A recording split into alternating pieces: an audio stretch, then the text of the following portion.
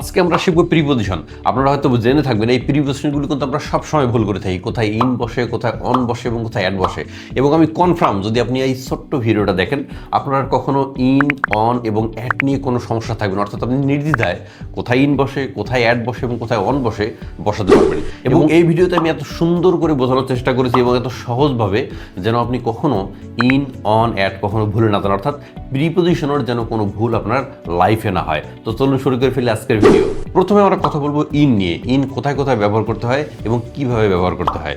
In মানে হচ্ছে ভিতরে, অর্থাৎ কোনো কিছুর ভিতরে যদি কোনো কিছু থাকে সেক্ষেত্রে আমরা ইন ব্যবহার করব। এবং চলুন ইনের ব্যবহারগুলো আমরা জেনে নিই। যেমন আই লিভ ইন ঢাকা, আমি ঢাকায় থাকি, অর্থাৎ ঢাকার ভিতরে। অর্থাৎ কোনো কিছুর ভিতরে থাকলে আমরা সেক্ষেত্রে ইন ব্যবহার করব। The cat is in the box, অর্থাৎ ক্যাটটি, বিড়ালটি বক্সের ভিতরে, অর্থাৎ কোনো কিছুর ভিতরে হলে আমরা সেখানে ইন ব্যবহার করব।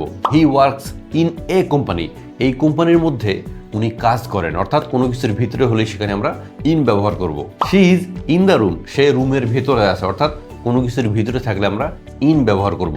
ইন মানে হচ্ছে ভিতরে অথবা বড় কোনো জায়গার মধ্যে, যেমন রুমের মধ্যে, দেশের মধ্যে, সিটির মধ্যে, এগুলোর ক্ষেত্রে আমরা ইন ব্যবহার করব।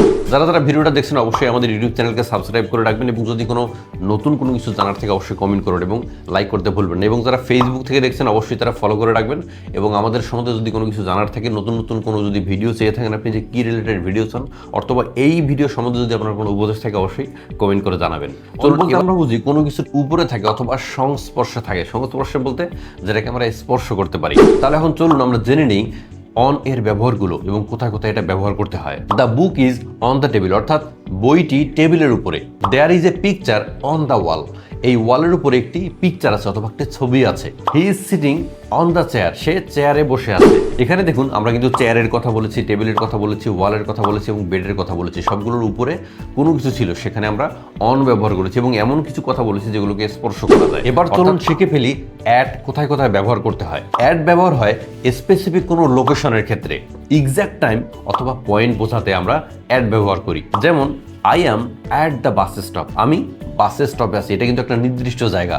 হি ইজ অ্যাট হোম, সে বাসায় আছে, বাসাটা একটা নির্দিষ্ট জায়গা, সেজন্য আমরা এখানে অ্যাট ব্যবহার করেছি। We met at the station, আমরা স্টেশনে দেখা করেছি, স্টেশন একটা নির্দিষ্ট জায়গা। The class starts at 9 o'clock, class 9টায় শুরু হয়, অর্থাৎ নির্দিষ্ট কোনো সময় যদি আমরা উল্লেখ করি সেক্ষেত্রে এখানে অ্যাড ব্যবহার করতে হয়। অর্থাৎ অ্যাড বলতে নির্দিষ্ট কোনো জায়গা অথবা এক্সাক্ট কোনো সময় বোঝাতে আমরা অ্যাড ব্যবহার করি।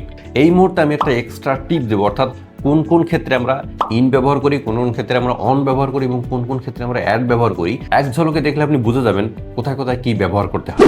ইন ব্যবহার করতে হয় বড় বড় জায়গায়, যেমন সিটি, কোনো কান্ট্রি অথবা কোনো রুমের ক্ষেত্রে আমরা কিন্তু ইন ব্যবহার করি।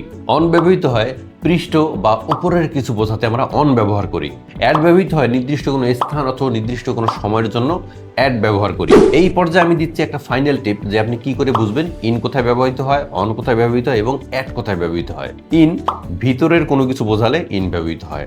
অন যদি উপরে কোনো কিছু বোঝায় সেক্ষেত্রে আমরা অন ব্যবহার করি। এবং নির্দিষ্ট কোনো জায়গা অথবা নির্দিষ্ট কোনো সময়ের জন্য আমরা অ্যাড ব্যবহার করি। আজকের ভিডিওটি এই পর্যন্তই। যদি আপনাদের ভিডিওটি ভালো লেগে থাকে অবশ্যই সাবস্ক্রাইব করতে ভুলবেন না এবং লাইক এবং কমেন্ট করুন। যদি আপনার কোনো কিছু জিজ্ঞাসা থাকে সেখান থেকে আমাদেরকে কমেন্ট করে জানাতে পারেন। এবং যারা ফেসবুক থেকে দেখছেন অবশ্যই আমাদের পেজটাকে ফলো করে রাখবেন এবং লাইক অবশ্যই শেয়ার করতে ভুলবেন না। ধন্যবাদ।